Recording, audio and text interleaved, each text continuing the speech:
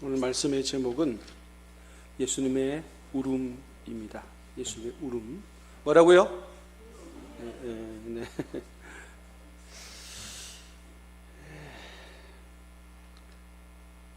41절 말씀 다시 한번 띄워주시고요. 41절 오늘 본문의 41절 말씀입니다. 가까이 오사 성을 보시고 우시며, 예수님이 우셨다는 얘기입니다. 성이라고 하는 것은 예루살렘 성을 말씀하고 있습니다. 이 말씀을 조금 이해하려고 그러면 그 직전의 상황을 좀 아셔야 됩니다. 고난주간, 우리가 말하는 이제 면류주간, 그렇게 하는 주간에 있었던 첫 번째 초기에 있었던 일입니다. 예수님께서 예루살렘으로 들어오셨습니다. 이제 많이 여러분 귀에 익숙한 내용들이에요. 돌아오셨을 땐 새끼 나귀를 타고 입성을 하셨고, 많은 사람들이 예수님 입성을 환영을 했고 또 축하하기도 했고 또 찬양했습니다. 환영하기도 했고 하나님을 찬양하기도 했고 하는 도상에서의 그 순발력 있는 엄청난, 우리로 말하면 예배가 이루어진 거죠. 이제 아이러니합니다. 단상에서 멋진 가운을 입고 또 백마를 타면서 딱 등단하시는 그런 지도자, 리더의 영웅적인 모습, 황제의 모습이 아니라 남다른 옷을 입고 계시고 한 번도 타보지 않은 새끼 나귀를 타시고 입성하시는 예수님을 환영할 때 도열했던 사람들이 자기 옷을 펴서 그 길을 쫙 깔았죠. 융단을, 옷으로 융단을 만들어서, 양탄자를, 카펫을 만들어서 마치 그 겉으로는 허름하지만 진짜 이분은 나의 리더, 임금입니다, 지도자입니다 라고 하는 그런 신앙 고백과 어떤 거룩한 권위에 대한 굴복이 있었습니다. 그거 있었어요. 자, 그리고 나서 그 현상을 바라보면서 그것을 굉장히 안 좋게 여기는, 도저히 견딜 수 없는 분노에 치밀어 있던 사람도 있었다는 거죠. 그 사람들이 바로 누구냐면 당시에 우리가 말했던 종교 기득권자들, 엘리트들, 일컬어 바리새인들, 서기관들, 대제사장들의 어떤 종교적인 어떤 엘리트들, 이런 사람들은 굉장히 그것에 대해서 언짢게 여기면서도 분노하게 만들었던 그런 모습이었다라고 하는 것이었고요. 그래서 그 직전의 말씀은 뭐냐면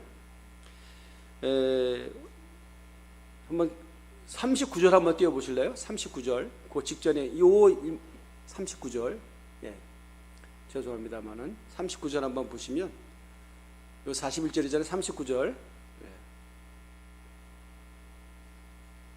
39절, 안 되나? 자, 무리 중 어떤 바리새인들이 말하되, 선생이여, 당신의 제자들을 책망하소서하거늘. 40절에 대답하여 이르시되, 내가 너희에게 말하노니 만일 이 사람들이 침묵하면 돌들이 소리를 지르리라 하시니라 라고 예수님께서 말씀하셨습니다. 여기 바로 예수님 우시기 직전의 상황이에요. 그러니까 제발 그 소리를 좀 멈추게 하세요. 제발 이 광단의 축제를 멈추게 하세요. 당신이 지도자니까 딱 한 구령 내려갖고 좀 엄중하고 조용하게 이 유월절 행사를 보내야지 왜 이렇게 난장판을 만드니까 라고 하는 그런 것, 여러 가지 명분, 이유가 다 들어 예수 통제해달라는 얘기죠.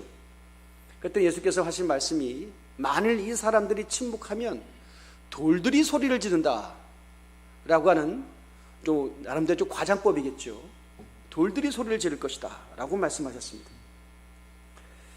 찬양을 중단시키면, 하나님에 대한 고백을 중단시키면 우리의 입은 막을 수 있어도 돌들의 찬양은 못 막을 것이다 라고 하는 그런 굉장한 강조법을 말씀하셨습니다. 자, 그러면 우리 한번 생각을 해보자고요. 돌들이 찬양할 정도로 그 당시의 분위기가 굉장히 뜨거웠었고, 한 걸음도 나가 황홀했었고, 예비되지 않았지만 돌발적이지만, 그죠? 그런 이 현상이 현장에서 길거리, 예수님 예루살렘 올라가는 도상에서 일어났습니다. 굉장한 기쁨이죠. 그럼에도 불구하고 우리가 본문을 읽었습니다. 그러나 정작 예수님의 마음의 속마음은 이 축제의 리더니까 가장 즐거워야 되겠죠. 여러분은 은혜로운 예배가 되기 위해서는 인도자인 제가 은혜로워야 되겠고, 또 우리 예배가 기쁘기 위해서는 여러분이 기쁘다라고 한다는 의미는 것은 제가 더욱 기뻐야 됩니다. 그죠? 나는 막 슬프고 막 어두운데 기쁘세요, 기뻐하세요라고 하면 이것처럼 코미디가 어디 있겠습니까? 그죠? 그잖아요, 그죠? 그러니까 그 현장이 기뻤다는 거와는 그 중심에 섰던 예수님의 기쁨의 강도는 다른 어떤 사람보다 기뻐야만 되고 그럴 것입니다. 그러나 역설적이게도 예수님은 그 마음이 오늘 성이 가까이 오사 성을 보시고 우셨다 하는 것은 이건 기쁨의 눈물일 수 없죠. 슬프니까 우셨겠죠. 괴로우니까 우셨겠죠. 답답하니까 우셨겠죠. 왜 우셨을까? 그 물음입니다. 여러분, 이 한번 생각을 해볼까요?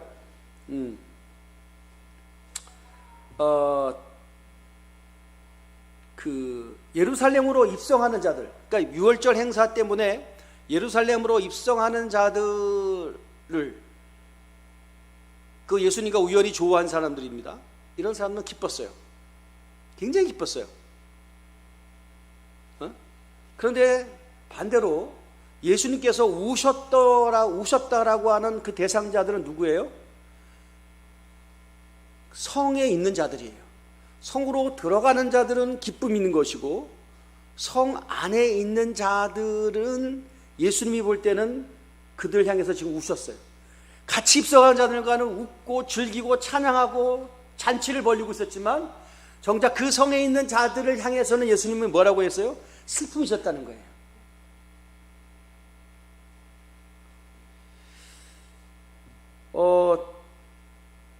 그 성에는 누굽니까? 그 성에는 누구예요? 찬양을 하지 않는 자들이죠. 찬양을 싫어하는 자들이죠.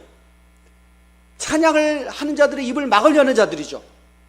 그런 자들을 보시고 예수님께서 슬퍼하신 겁니다. 자, 그렇게 이해할 수 있겠어요? 요즘 그 언론에 나오는 몇 가지 기사를 보면, 여러분 뭐 관심 있을런가 모르겠습니다만 저는 우연히 이제 보게 됐는데, 뭐 우리 코미디언 이경규 씨가 뭐 어떻게 하다가 약물을 했는데, 공황장애 때문에 약물을 했는데 음주운전으로 적발되어서 좀 난처함을 당했다, 그럼 해명하는 그런 기사들이 이렇게 쭉 나오는 것을 보면서 제가 어젠가 오늘 아침인가를 잠시 기사를 봤는데, 그러고 나서 공황장애에 대해서 어느 언론인가요? 레거시 언론인데 공황장애에 대해서 이렇게 다루더라고요. 연예인들의 공황장애 다른 한 섹터를 봤는데요. 그중에 공황장애를 앓고 있는 뭐 대표적인 연예인이 언급했던 이경규라고 하는 분도 있고요. 또는 우리 국민 배우 이병헌 씨도 공황장애가 있다라고 하면서 그 이병헌 씨 예를 들더라고요. 그 얘기는 뭐냐면 그 이병헌 당신이 고백을 하기를, 공황장애에 오면 숨을 쉴 수 없을 만큼의 그 고통, 그것 때문에 이 공포, 그래서 그 직전에 혹시 공황장애가 발작하는 거 아닌가라고 하는 두려움 때문에 더 힘들다는 거예요. 어떤 자리? 공개된 자리에서 자기의 그 공황장애 모습이 보여지는 것에 대한 엄청난 두려움 때문에 굉장히 힘들다라고 얘기를 하는 거죠. 그리고 나서 더 세부 기사는 뭐냐면,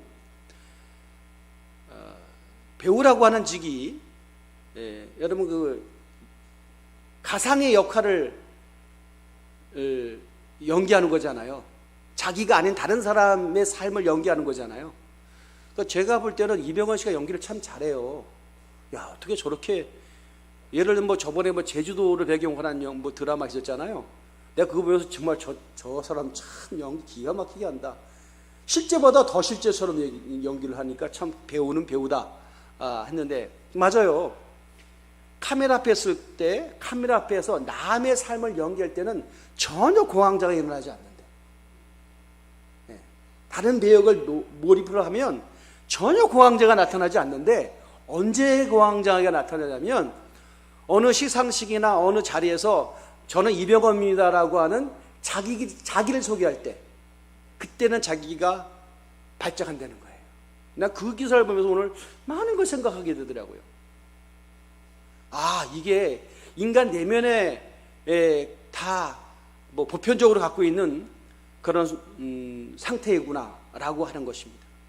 사람은 자기가 아닌 다른 사람을 보여주고 싶어 하잖아요.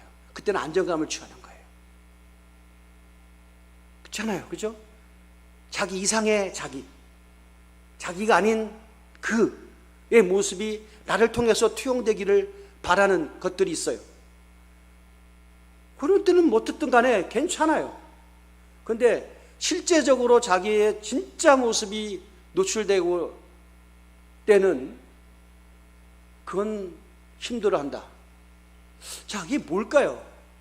뭐 저는 공황장애를 죄라고 얘기하기는 너무 저급한 평가고요. 우리가 죄성 속의 영향은 바로 뭐냐면 진짜 자기의 모습이 노출되는 것들에 대해서 못 견디게 만드는 거예요. 하나님 앞에 쓴다라고 하는 것은 진짜 자기 모습이 나와야 되잖아요. 맞아요. 우리 예배자의 모습은 진짜 여러분이 하나님 앞에 여러분이 가장 진솔한 모습, 있는 모습 그대로 나오셔야 되잖아요. 근데 우리도 어느덧 죄송합니다만은 쇼윈도가 되는 거예요. 쇼를 하고 있는 거예요. 남한테 보여주는, 사람한테 평가되는 모습으로 하나님 앞에 나오는 거예요. 그게 너무 익숙해져 있어요. 여러분, 바리새인들, 당시의 종교인들, 종교 지도자들이라고 하는 자들을 향하여 예수님이 오셨습니다. 이건 평가가 굉장히 극단적인지 모르겠습니다만은 그들은 성복을 입습니다. 구별되는 옷을 입어요.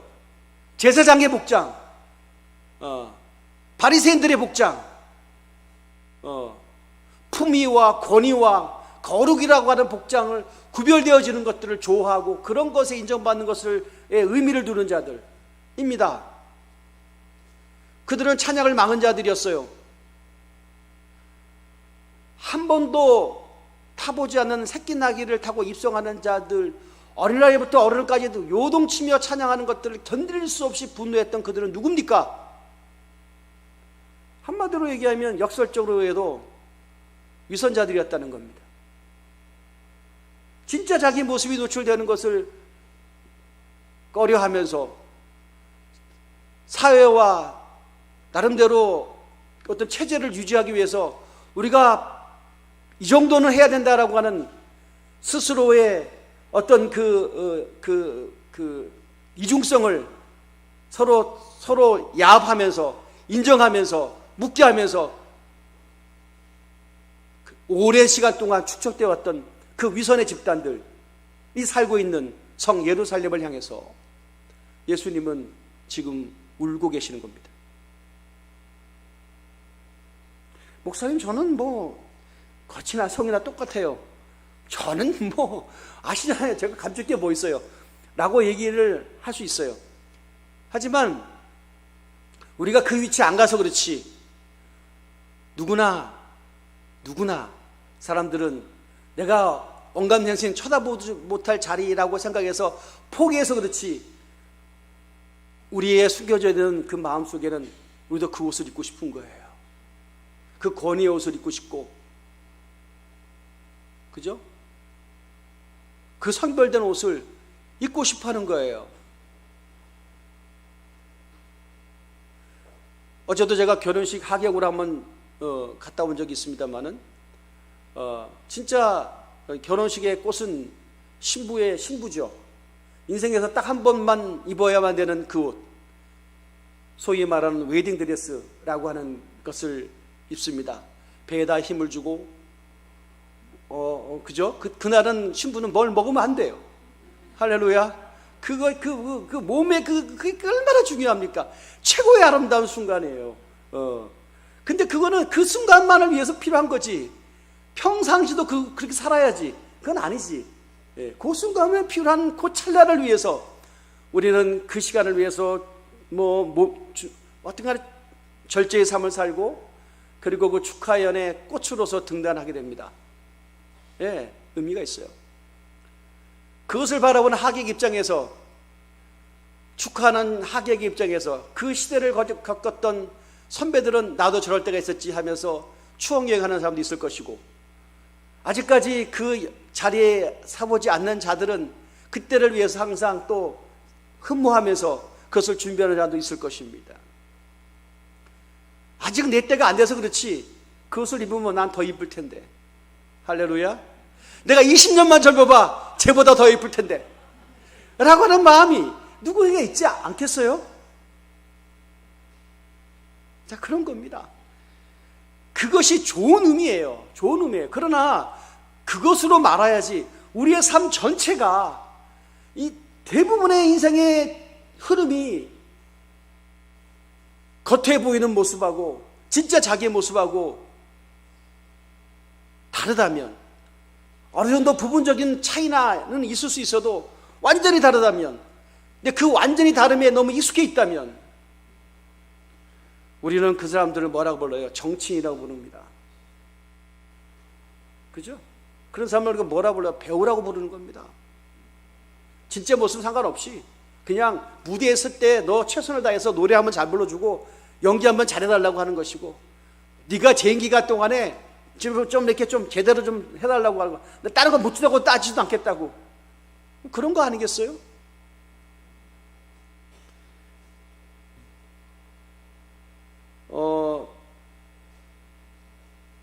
제가 그 근자에 목회자분을 만났습니다.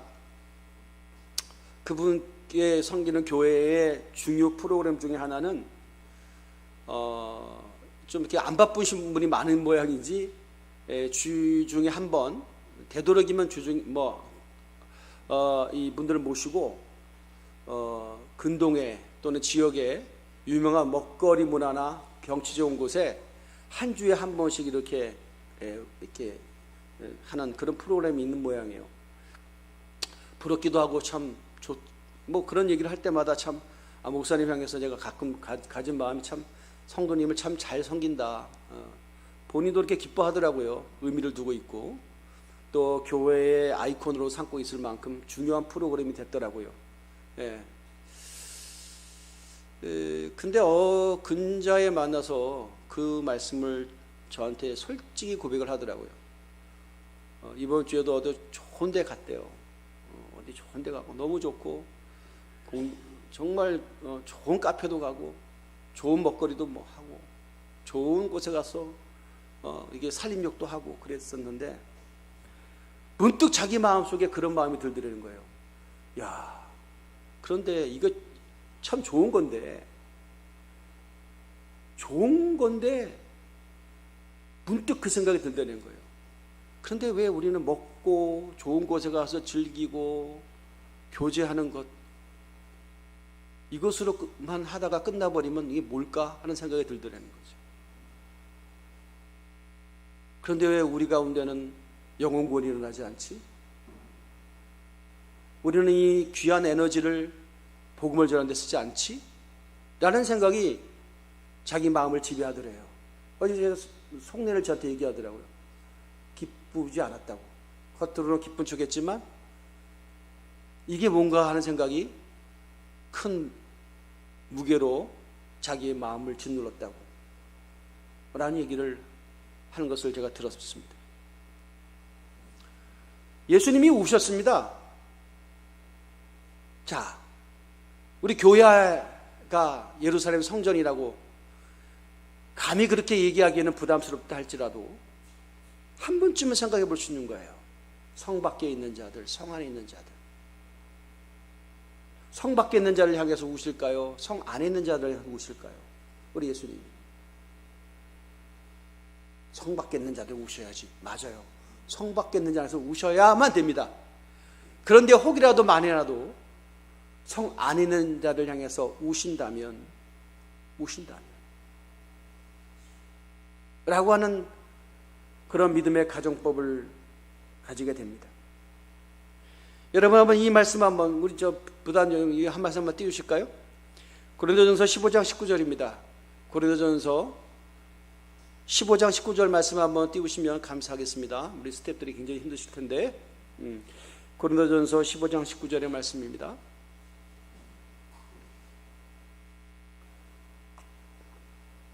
다 같이 한번 합독하겠습니다. 시작. 만일 그리스도 안에서 우리가 바라는 것이 다만 이 세상 삶뿐이면 모든 사람 가운데 우리가 더욱 불쌍한 자니라.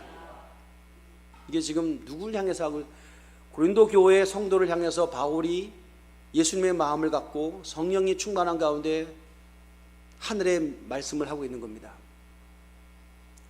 우리가 더욱 불쌍한 자다. 불쌍히 여긴다는 건 슬픔이란 얘기죠. 바울이 교인들을 향해서 불쌍한 마음이 들었다는 거예요. 왜 불쌍한 마음이 들었냐? 그리스도 안에서 우리가 바라는 것이 다만 이 세상의 삶뿐이면 모든 사람 가운데 우리가 가장 불쌍한 자다.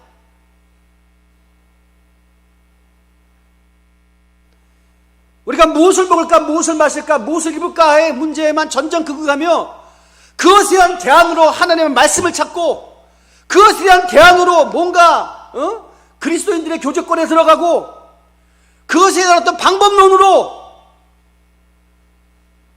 기도하고 그것으로만 끝난다면 그 사람이 가장 불쌍한 자다. 가장 불쌍한 자다.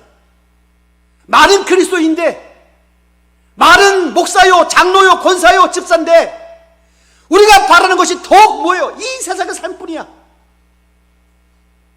저 사람은 어느 집에 살지? 저 사람은 땅이 몇 평이지? 저 사람의 연소득은 뭐지? 맨날 이런 것으로만 규정하고 이런 것으로서 자리매김을 하고 서열을 만들고, 이건 다 세상의 논리요. 근데 그 세상의 논리에 교회가 너무나 솔직하게 그 질서에 들어가 버린 거예요. 그리고 모든 서열과 한국의 기준을 그 기준에 맞추고 살고 있는 거야. 어느 학교 나왔어, 어느 지역에 살아, 어느 집에 살아, 가문이 뭐고, 뭐가 연봉이 얼마고, 학벌이 뭐고, 뭐고, 맨날 이런 거야. 우리가 영혼에 대한 진통을 하고 있냐고요? 아니잖아. 그거 없잖아. 그러면 다 우리가 불쌍한 자지. 불쌍해도 너무 불쌍하지. 이 세상에 삶뿐이 없잖아. 우리 뭘 생각해야 된다는 거예요. 우리 예수님께서 예루살렘 향해서 도성에서 우셨어요. 아니, 우실 이유가 뭐 있어? 거기는 그 당시의 문화 속에, 그 당시의 시대 속에 최고의 문화, 최고의 수준, 최고의 학벌, 최고의 엘리트들, 최고의 건축물들, 최고의 예술품들, 최고의 인맥들, 최고의 권력들이 질비한 최고의 집중력 있는 곳인데 거기 우실 게 뭐 있어? 우시려면 우리 대능리, 대병리를 향해서 우셔야지.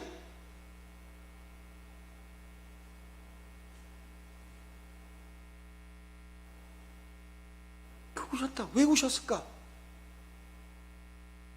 그것을 향해서만 점철되어 있고 그것에 의해서만 탄력을 받아서 그것에 의해서만 속도전을 벌이고 더욱더 가속이 돼서 그 속도를 통제하지 못해 점점 속도가 붙어가지고 열차도 말이죠. 아차 싶으면 내려와야 돼요. 저속일 때는 뛰어내려도 조금 다치고 말아요. 고속일 때는 뛰어내리면 죽습니다.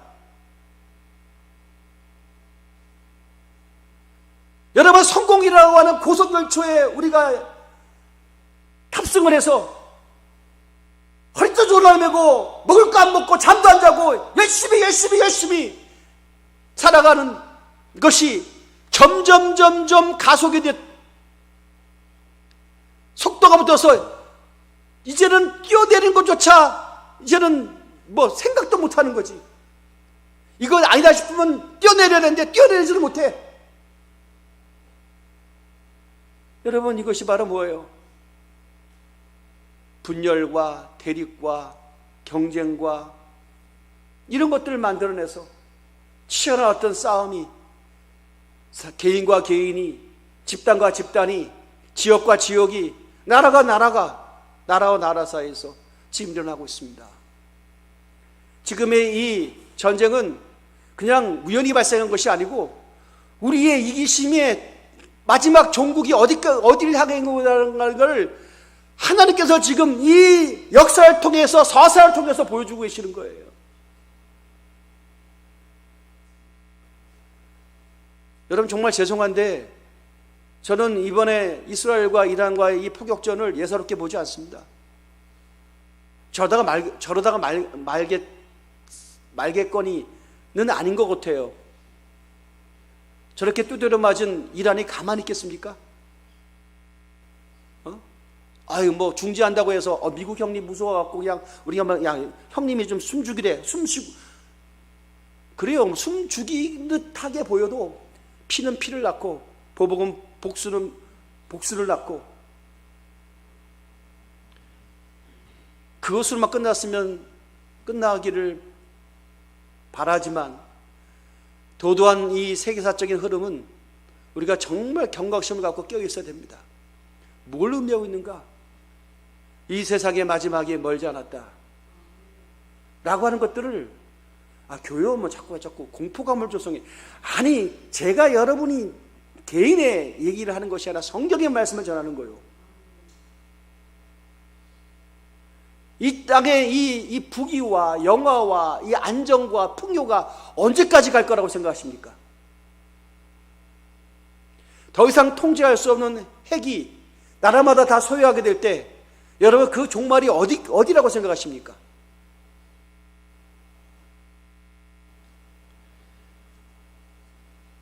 이 땅의 삶에 최선을 다해야 되죠. 여행을 갑니다. 어느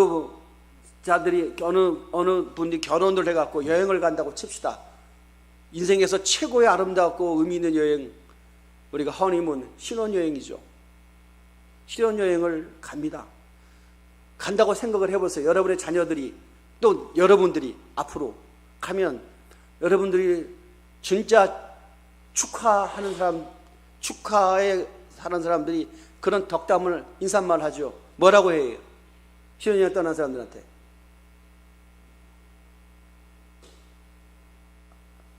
내가 물어봐야겠네. 우리 조미옥 권사님, 딸내미 신혼여행 갈 때 뭐라고 얘기했어요? 안전하게 잘 다녀. 굉장히 좀 안전에 민감하네. 예. 안전하게 잘 다녀라고? 예, 그래요. 우리 한 장로님은 혹시 딸내미가 시집 가게 되면 뭐라고 얘기할 것 같아요? 신혼여행 가면.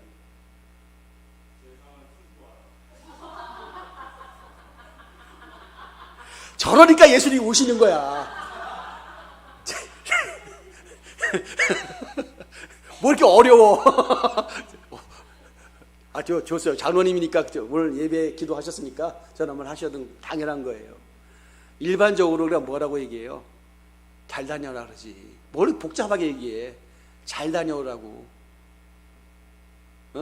가가지고 물론 안전 조심하고, 거기서 남편에게 순종 잘하고, 거기 가갖고 막 시댁 줄 선물 것도 바리바리 잘 싸고, 그런 당부 해요, 안 해요? 하는 사람도 있겠지, 정신없는 분들은. 근데 우리는 딱 한마디예요. 잘 다녀오라고. 그 말 하잖아. 잘 다녀온다는 게 뭐예요? 자, 여러분 다시 한번 습관적으로 쓰는 말, 잘 다녀오라는 말을, 자, 여러분 이렇게 생각합시다. 누가 군대를 가, 입대를 해. 그럼 여러분의 부모의 입장으로도 입대하는 아들한테 우리 뭐라고 얘기해요? 건강히 잘 다녀오라고. 그죠? 너는 국가에 부름받았으니까 조국을 위해서 온몸을 다쳐서 네가 부모 대신 나라를 지키다가 그러다가 뭐 어쨌든 간에 그 순교의 각오로 나라를 지켜라. 그런 말 해요, 안 해요? 그런 부모 있으면 진짜 정신 나간 부모야. 정신 나간 부모지. 뭐라고 얘기해? 잘 다녀. 몸성이 잘 다녀오라 그러지. 그냥 네가 그냥 나대지도 말고 그냥 네 몸 잘 보조해서 와. 뭐 이렇게 사고 치지 말고 뭐 그지. 그냥 잘 다녀오라고 그냥. 그 얘기는 다 포함되어 있잖아, 그지? 그게 네가 잘 다녀오는 게 국가에 충성하는 거야. 신혼여행을 떠나는 자들은 잘 다녀오라고 그럽니다. 거기서 잘 다녀오라는 건 무슨 의미예요? 몸성이 잘 다녀오라는 것이 아니라 그냥 가서 좋은 곳에 가서 좋은 것 먹고 좋은 옷 입고 그런 것도 좋은 추억을 만들고 그거 다 좋아.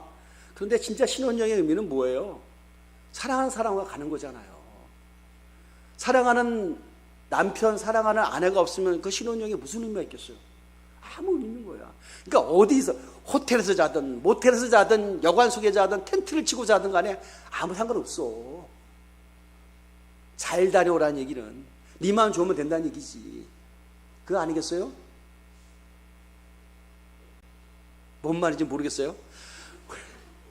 우리 주님이 우리에게 당부의 말씀이 있어요. 구원을 제가 어제 지난주에 모친을 방문했는데, 야, 그때 참 유일하게 저한테 생일 그 카톡으로 선물 보내신 분은 우리 어머니 혼자예요. 이 세상에 아무도 안 보내. 우리 엄마만 보냈더라고. 사랑하는 아들아, 축하한다. 62년 전에 내 몸을 통해서 네가 태어났고. 진짜 엄청 감동받았어요. 엄청 감동받았어요. 그게 물품이 중요한 게 아니라, 액수가 중요한 게 아니라, 그러면서 저한테 만나고 그런 얘기 하는, 박 목사가 비록 내 몸을 통해서 태어났지만 더 중요한 것은 영원히 거듭나지 않았냐고. 그 말씀 하시더라고. 내 몸을 빌려서 태어났지만 영혼을 구원시킨 것은 주님의 은혜지. 할렐루야.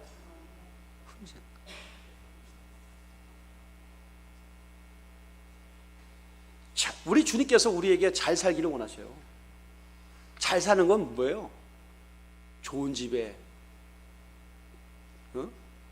또 호의호식하면서 그렇게 살아가는 것이 주님이 보실 때 잘 사는 걸까요? 아니지. 그건 아니지. 우리가 여러분, 초가집이면 어떻고 판잣집이면 어떻습니까? 오늘 주님께서 그런 묵상을 하게 하셨어요. 그런 찬양을 하게 하셨어요.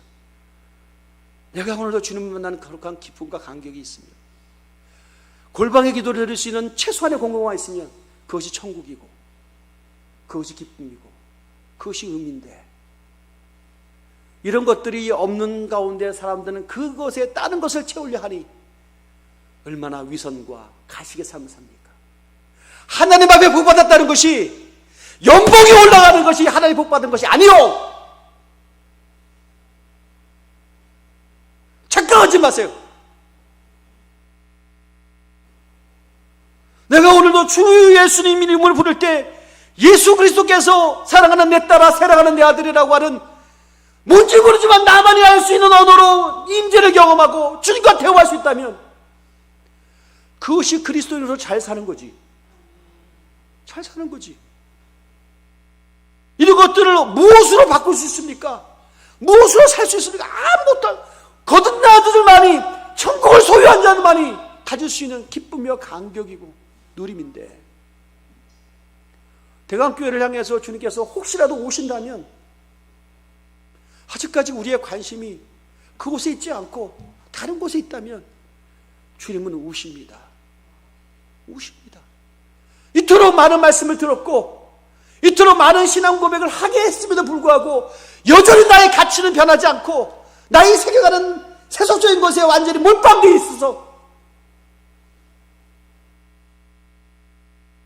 마치 하루살이가, 불나방이 빛을 향해서 달려가다가 뜨거운 물을 만나면 자기의 몸이 타는지도 모르고 불에 뛰어드는 것처럼 욕심과 탐욕과 성공이라는 것에 자기 몸을 던져버리는 죄악의 불나방처럼 육신의 불나방처럼 살아가면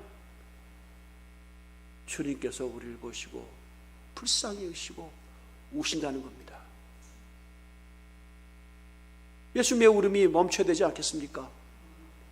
예수님이 이 찬양을 멈추게 하면, 이 사람의 입을 막으면 이 돌들이 하나님을 찬양할 것이라고 하는 그 찬양의 한 장 가운데 하나님을 같이 노래하고 천국을 같이 소유하고 구원의 간격이 있고 거듭남의 비밀을 알고, 그래서 우리의 관심이 예수 그리스도, 그리고 그분을 증거할 때만이 예수 그리스도를 영접하고 예수 그리스도를 나의 구주로 고백하는 자들만이 영원한 생명을 얻고 영생을 얻고 천국을 소유하고, 이 비밀과 간격이 나만 갖고 있는 것이 아니라 혹시라도 모르는 자들에게 전달되지 못하면 답답하고 억울합니다라고 하는 안타까움이 있다면 예수님의 울음이 멈춰질 겁니다.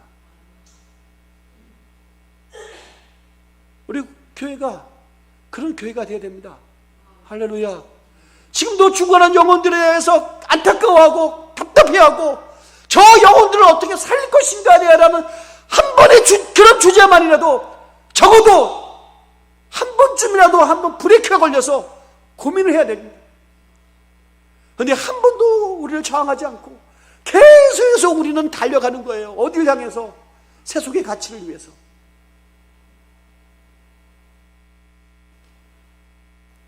오늘 그리스도 예수님 대강교회를 향해서 혹시라도 오신다면 주님, 나라도 예수님의 눈물을 닦아드리겠습니다 라고 하는 어떻게 보면 거룩한 감동들이 오늘 이 가운데 있어서 나의 삶이, 앞으로 내 살아가는 모든 삶이 예수 그리스도와 깊이 관계를 맺는, 적어도 복음이라고 하는 것이 특정인들의 사치적인 용어가 아니라 나에게 너무나 자연스럽게 와 있는 그런 영적인 삶의 주제가 되기를 예수님의 이름으로 축원을 드립니다. 기도합니다. 우리 한번 기도한 주님, 내가 여기 있사오니 주여 울음을 멈춰 주시옵소서.